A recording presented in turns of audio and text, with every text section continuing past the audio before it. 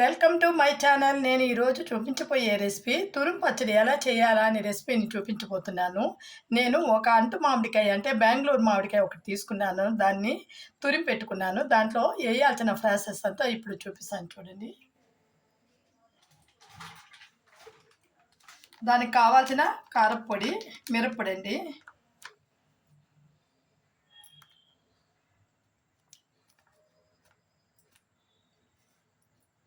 మనము arch మిరప్పొడి chilli powder తీసుకున్నా పర్వాలేదు. మామూలుగా ధనియాలు లేని మిరప్పొడే ఉండాలండి. దానికి దగ్గర సాల్ట్ వేస్తున్నాను చూడండి.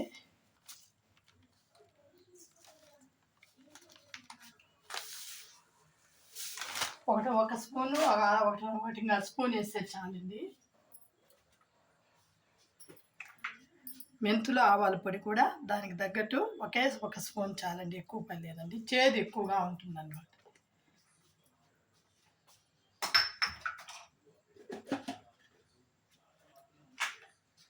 పచ్చి శనగ నూనె అండి, కాయకుండా కొంచెం పోసుకోవాలండి.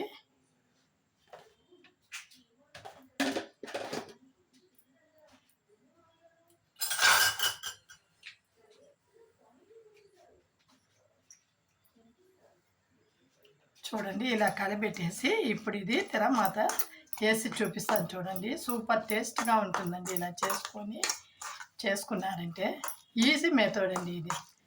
తురిమేది అంతదా ఇదేం లేదండి. ఇలా కలిపేసి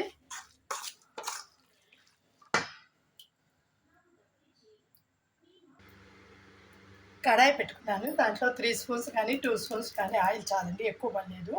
ఆయిల్ కాగిపోయింది. నేను ఇప్పుడు ఆవాలు వేస్తున్నాను చూడండి. ఆవాలు, పసుపు పొడి, చిటికెడు పసుపు పొడి, ఇంకో కొంచెం వేస్తున్నాను చూడండి.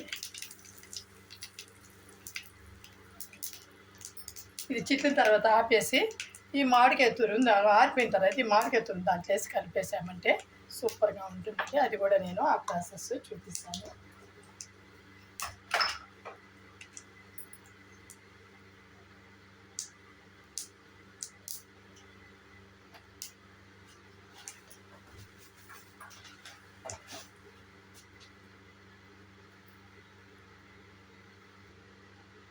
ఆయిల్ ఆరిపోయింది. నేను ఇప్పుడు మనము అన్నీ కలుపుకున్న తురుము పచ్చడి వేస్తున్నాను చూడండి. తురుము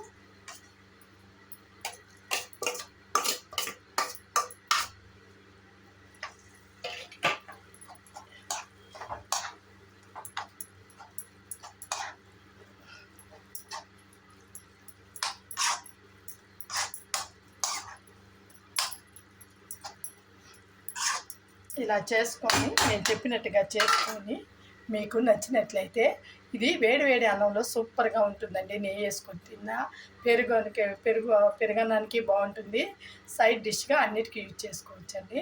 మీరు చేసుకొని తిని మీకు నచ్చినట్లయితే నాకు సబ్స్క్రైబ్ చేయండి, లైక్ చేయండి, షేర్ చేయండి.